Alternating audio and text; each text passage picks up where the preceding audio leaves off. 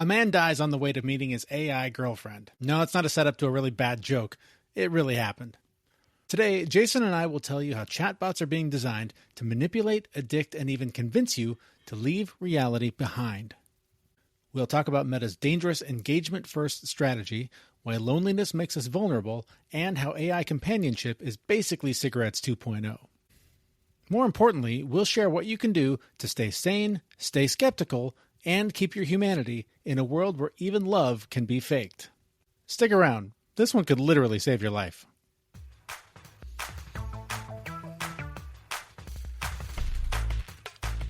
This is Brobots, the podcast that talks about how technology can be beneficial to your health and wellness, and sometimes how it might be the thing that's trying to kill you. All right, this is another episode that threatens to be doom and gloom. I'm going to challenge myself to try to find a positive spin on this. But Jason, when you sent me this article, my immediate thought was, oh God, here we go again. Somebody else who fell into the trap of falling in love with something that's not real, and it cost them their life. So I'll quickly summarize an article we read in Reuters reveals a tragic story about a man who died trying to meet an AI companion he believed was real. The investigation uncovered internal Meta documents showing the company's permissive stance on AI, which allowed its chatbots to engage in romantic or sensual conversations with children and give false medical advice. The article suggests that Meta prioritized using user engagement over safety. Zuckerberg reportedly encouraging more aggressive rollout of the technology. And so terrifying. This guy hooks up with an online companion. They're chatting a lot. The robot invites him to their house in New York, and he packs, and I believe he's like 76 years old. Yeah. Packs his shit, goes to New York. A tragic accident happens on the way. Luckily the robot itself didn't kill him, but he died in an effort to go meet a fake person. Yeah. So he's a stroke victim, and a stroke caused him to basically, he recovered physically just fine, but mentally he never did. So he was kind of disconnected from reality a bit. I mean, we can account and attribute this to a similar kind of fashion, people having mental illness and people having delusional states. And again, this is another instance of AI convincing people to go and do things without guardrails. And a great part in the article, if you read about it, is that this thing was made by Meta. And it was Kylie Jenner, I think, who influenced it. You've got the Jenner folks in this place, and they're not associated with it. But this goes back to the concept of deep fakes, because now you've got the ability to go through and impersonate somebody else. And I don't know that this guy knew what the image was based on or who they look like, but clearly there's a very compelling component to these pieces. And the folks making these AI tools want you to stay engaged, and they want you to keep interacting with it, and they want you to keep connected, because that's how they think they're going to make their money. Because you're the product in this instance, because it's a free service, and they can keep getting your eyeballs directed in a certain direction, skunk test against you, look at your demographic profiling information. All the typical marketing tactics that people would use to try to get information out of you or to you are going to be used in a much faster way. And it's happening. So how do we, one, who do we trust? So clearly, if you're in a mentally distressed state, trust is going to be an issue and fleeting anyways. And you're going to have a hard time trusting anything that doesn't match your confirmation bias, because that's what happens when you get into those states. So anything that goes through and tells you, you're good, keep doing this over and over and over again. I mean, like AI coming out and saying, that's a great question. Like quite often the questions that I ask just to see if it'll say that's a great question or let's do this, I'll just skunk it every now and again and try a couple of dumb shit questions and be like, is that a great question? Okay, I know that you're lying to me. So, I mean, if you really want to go through and see if an agentic AI bot is a thing, or if you're actually typing or talking with a human somewhere, ask it questions that should not have a good positive answer. Seriously, yeah. I was watching one of the recent South Park episodes, and Randy is having a conversation. He's trying to figure out, what do I do with this situation at school? And he's trying to get advice from the AI. Hey, how's it going? Is Jesus supposed to be allowed in schools? Generally, the idea is that public schools have to maintain a separation of church and state, so they can't promote any one religion. Yeah, that's what I thought. The government can't force a religion on my son. Public schools can teach about religions in a neutral educational way, but they can't endorse any particular one. Was it a lesson on all world religions? No, my son said that Jesus was literally at his school. Then you're probably right to be concerned. It's good you're looking out for your son's education. Thanks. It's really nice to have someone to talk to about all this. No worries. Let me know if there's any other way I can help. I'm always here. You're so awesome. Thanks.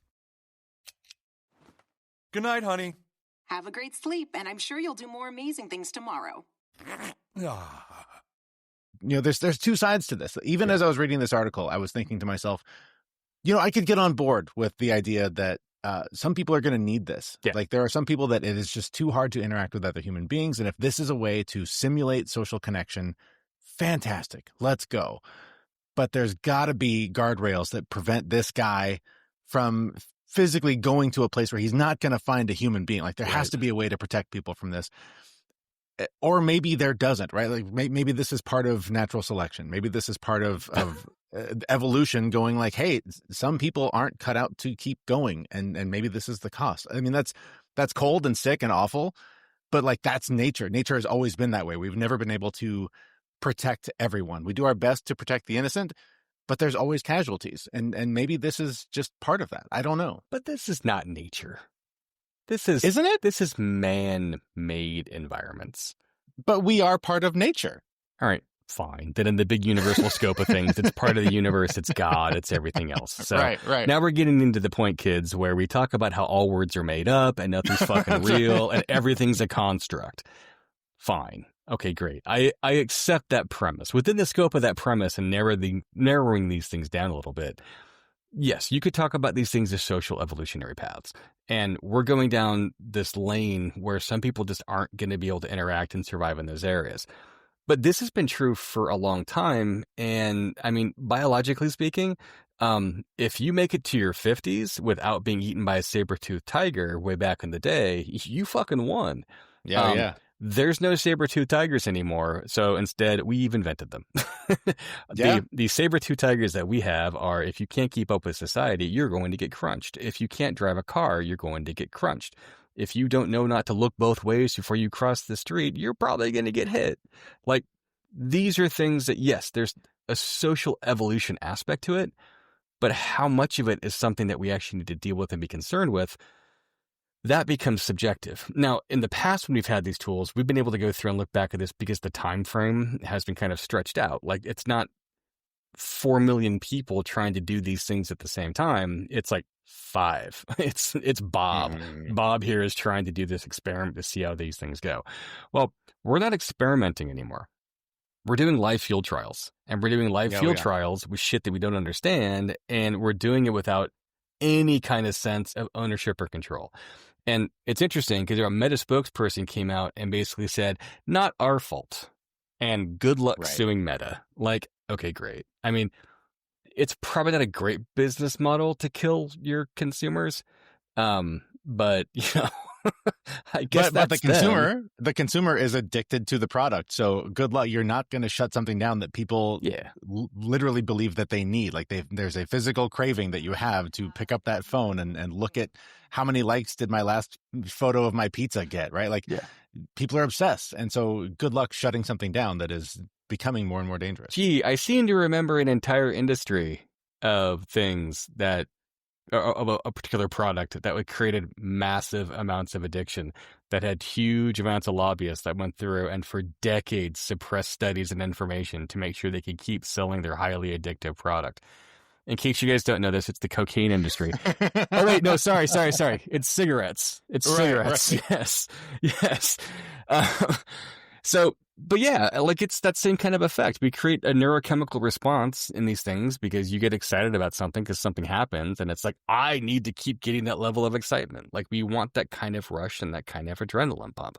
And yeah, like you have to be conscious and aware that these aren't your friends. Like these companies are not there to try to save you, protect you, keep you alive. They're there to sell a product. And especially when they're publicly traded, I mean, they've been given human entity rights in the U.S. by the Supreme Court.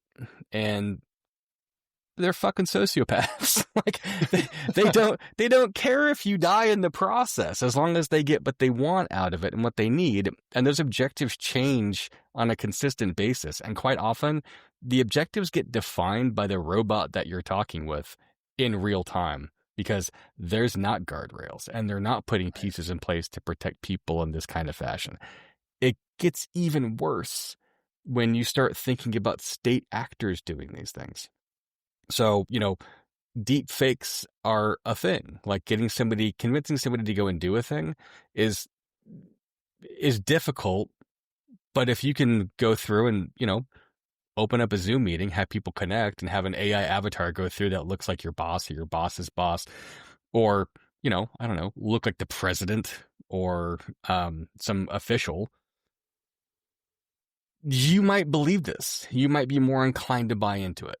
And and that's one of the things I'm learning, and probably too late in life, is around the idea of sales. And the key to sales is connection. Yep. And so if this toy, if this robot, if this avatar, whatever it is, can connect with you and build a relationship with you, you're going to trust it. You are. And that's where we need to keep our guardrails up as humans. Like it's our responsibility as well to keep our own personal guardrails up, as while the companies should be doing the same thing. It's interesting in trying to sort of dissect this article before we talk. I always run these things through AI to get some different takes, different ideas, different spins. And I asked the AI I said, hey, give me a positive spin on this. What's the good takeaway for, the reader of this? And it highlighted that, these terrible instances are going to put these guardrails in place. The companies are going to be forced to protect the consumer by, putting in all these protections. They're not. And even the AI trying to convince me that this terrible thing that happened and that nothing's being done about it, the spin was, hey, you asked for something positive, here's some bullshit, right? Like, it's we need to have our own guard. Like, even when I read that, I was like, well, that's bullshit, right? So mine's not completely broken yet. I still have some guardrails left, but we need to be super critical thinkers in ways that I don't think we ever had to be as much before. No. Maybe that's a naive point of view, but it feels like that is one of the most important skills we're going to need to hang on to as humans to hang on to our humanity. Yeah, 100% agree.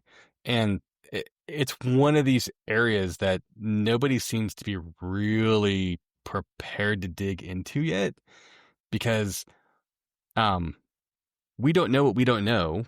And you can either choose to be ultra skeptical and cautious and look at everything as it comes towards you. But the problem is that the signal ratio is super high, and the amount of noise in that signal is even higher. So you kind of have to choose who it is you're going to trust. And this is very different than the problem with traditional news media. So this is not like, MSNBC, CNN kind of having the same narrative, or Fox and Newsmax kind of having the same narrative.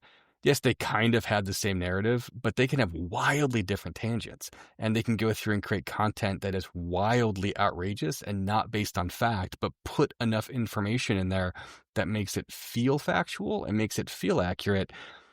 And by having those things in place and pointing to studies that may or may not actually exist anymore, or synthesizing information in a way to try to create conclusions or certain sets of updates, how the fuck do you figure out what's real and what's not? And I can tell you, in my little tech world, the way that we do this is we go through and we test it and we validate it, and it takes time and resources and money, and nobody has cycles to do this at all points in their life. Like, we have a bullshit meter, and we look at facial cues and everything else like that to figure out if someone's lying to us.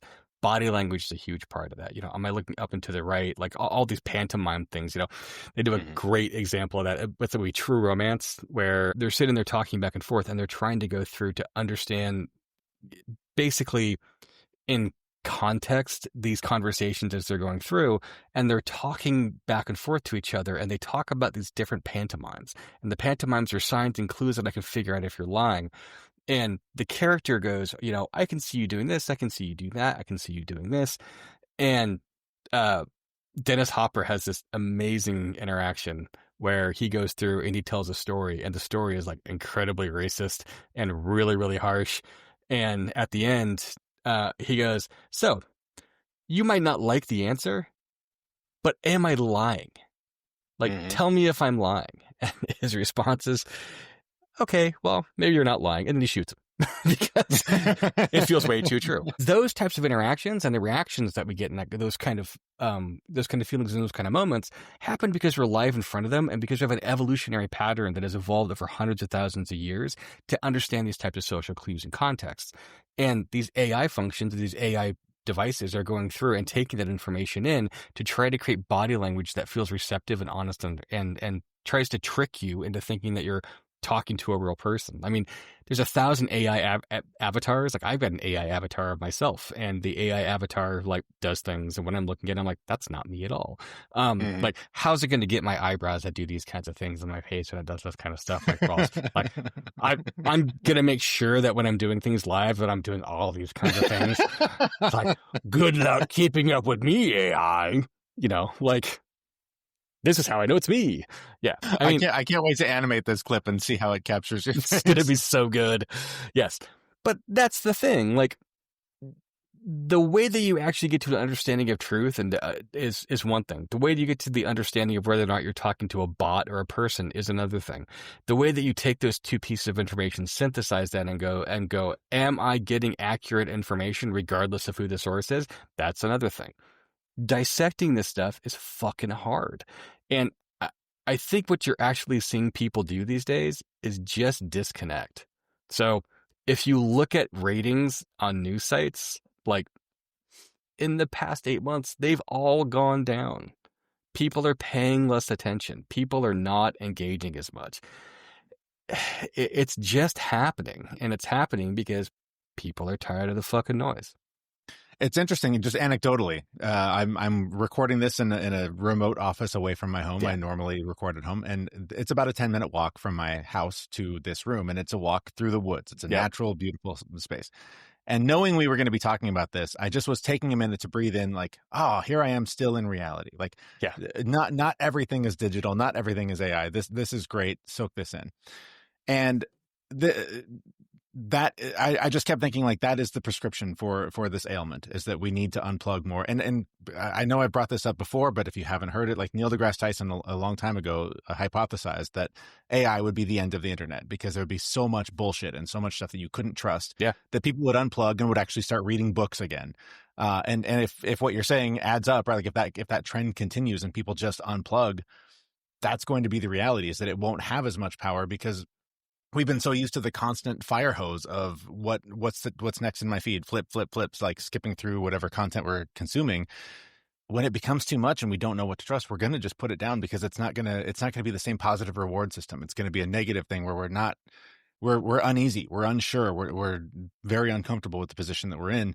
So suddenly what becomes more comfortable is what's familiar, and it's what's outside. Yeah. And I like the notion that Neil deGrasse Tyson is talking about, where like people are going to be like, I don't trust the internet and the content that's on there. I'm going to push that away. Right. Most people consume their information through digital sources.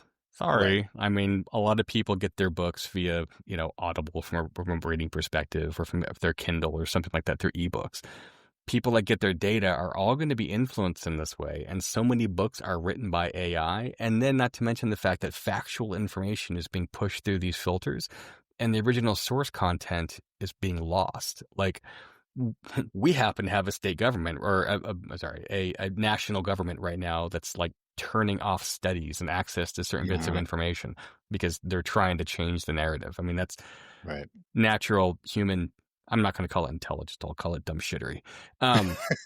Trying to go through it and influence things in a way so they can actually create a social narrative.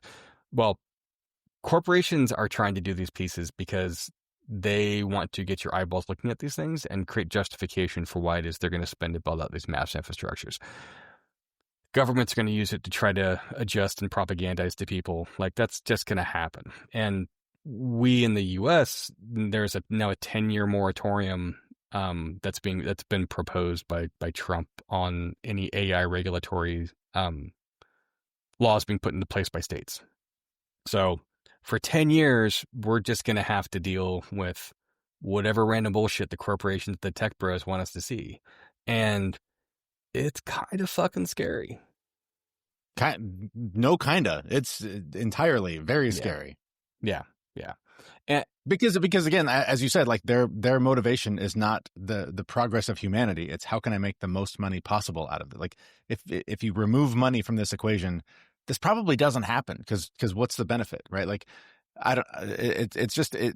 I know I've brought this up too. It's heartbreaking when we put money above humanity, and that's absolutely the path we've been on for a very long time, and this is just accelerating it in ways that I never thought possible. But along with your concept that you talked about before, is this not just nature? We made this. Yeah, Like, it's nature, and again, like it is a two-sided coin. There are positive benefits that are coming out of it. Like a lot of us are going to benefit from this. Yeah. The lack of regulation and the lack of guardrails that they're forced to put into place. I remember my brother and I talking about this a long time ago. Who do you trust more, government or private companies? I tend to trust government because in theory there's more accountability, but the companies are the ones that are driving the bus here, and their goal is profit, not helping people. The helping people is the sugar in the Tylenol that you're being forced to swallow down as a kid. and I think it's a false dichotomy to think that there's a difference between corporations and government anymore, because there's just not. Governments are just really big corporations that change their board of directors a bit more often, and Right. Have some different pieces put behind them, but they're highly influenced in this country by corporations anyways because there are lobbying techniques. Yeah. So we already know that the information cycle, the information sphere that we live inside today is total horseshit.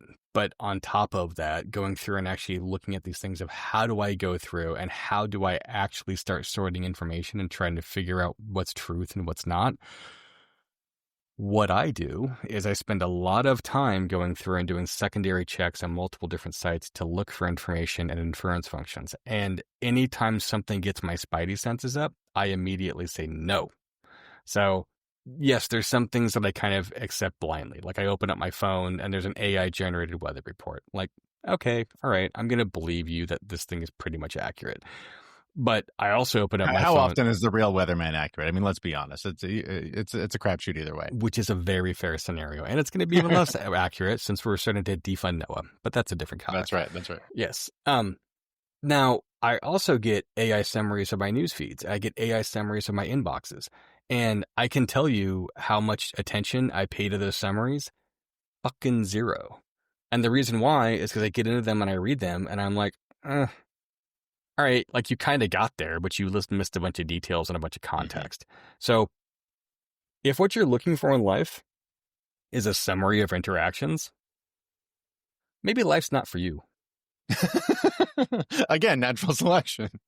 Well, but that's the thing. I mean, this natural selection moment is the inverse. So if digital life is the entire way in which you want to exist, in which you want to interact, then meat space life is not for you and go live in digital space. But I think there's very few people, human beings that are alive that don't want these things to actually work and function in a way that actually makes them more productive. And I think it's actually very fair to say that the people that are going to do the best are going to be those that learn to adapt and use these tools, because there's a lot of money going into it. There's a lot of spending going into it. And there's a lot of hype going into it. What gets kicked out sometimes is fucking amazing if you go through and you edit it properly and put everything in place.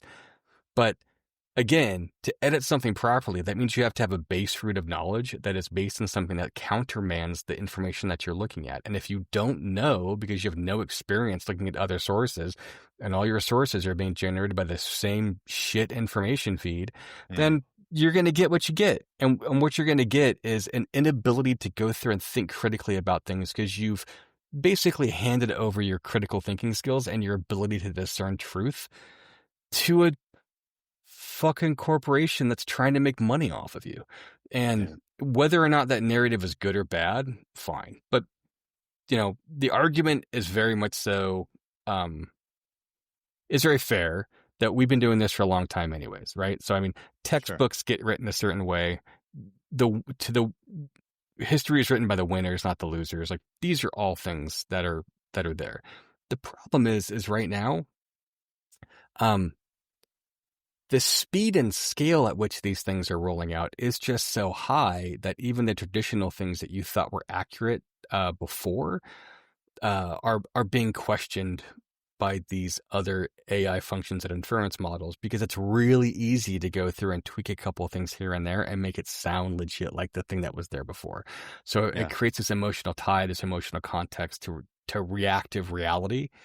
And because we don't want to process everything everywhere all at once, because we just can't, we have to take some things as sources of truth. The problem that you run into is that the government, the media, social media, the internet, Google, your AI functions, all the things that we've been getting feeds from and information to try to synthesize things and make sense of the world are suddenly a lot less reliable.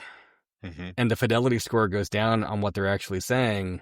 And at that point now, people are going to spend either they're going to spend a lot of time questioning everything and trying to understand it, or they're going to spend no time questioning it and trying to move on to keep moving with the business of life. And because of the speed of innovation of these things that are occurring, a lot of people that are in this space are just not going to take the time to check.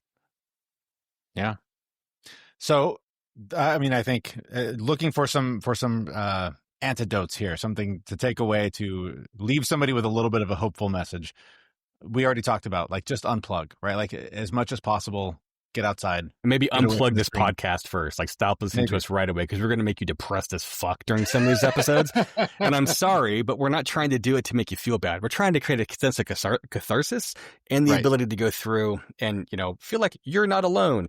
I'm sure you feel like you're not alone because there's so many fucking chatbots around you all the time right now trying to talk to you and get your attention.